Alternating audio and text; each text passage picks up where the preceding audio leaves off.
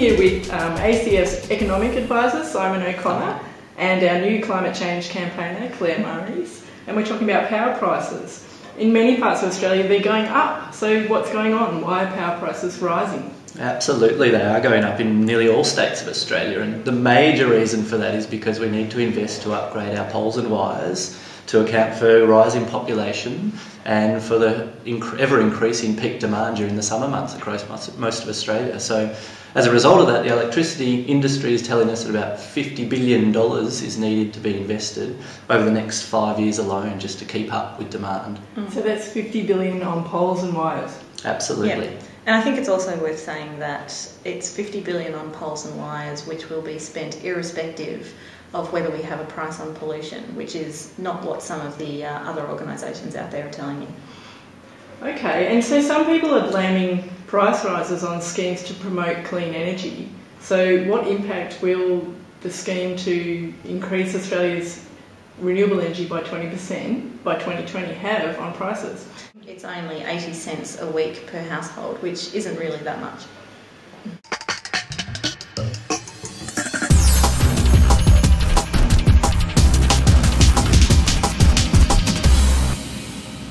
If we have a price on pollution, what impact will there be on electricity prices? What's most important to note is that electricity prices are rising, have been rising and will continue to rise. If we put a price on pollution, they will go up marginally more.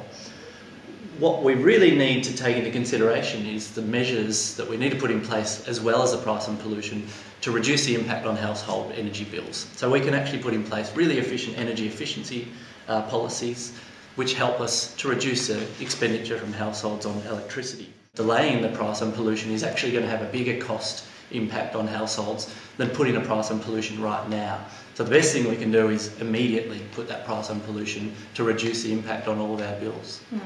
Because it helps businesses to invest in the most efficient and cleanest technology from the start, rather than having to invest in maybe dirtier technology now and cleaner technology later, which just doubles up on the investment.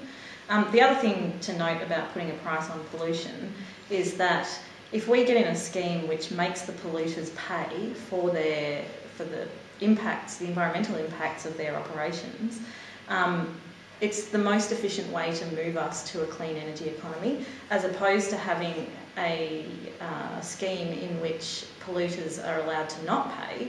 We still have to meet the same emissions reduction targets to assist our environment and our atmosphere, but it moves the cost onto households, which means that households pay more, the polluters pay less, which is counterintuitive, and still costs the economy. So you're saying that big companies shouldn't be allowed to avoid costs while households are forced to pay? That's right. Yeah.